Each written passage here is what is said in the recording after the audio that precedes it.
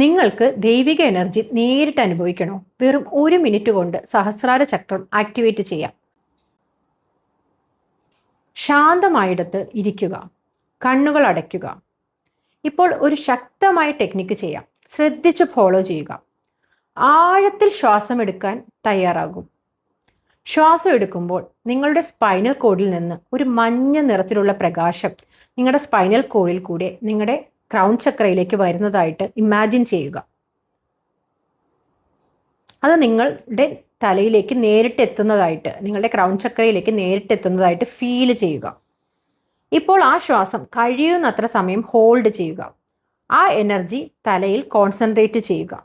ഇങ്ങനെ എത്രത്തോളം നേരം നിങ്ങൾക്ക് ആ എനർജി, നിങ്ങളുടെ ശ്വാസം ഹോൾഡ് ചെയ്യാൻ പറ്റുന്നോ അത്രത്തോളം ടൈം നിങ്ങൾ ഹോൾഡ് ചെയ്യുക.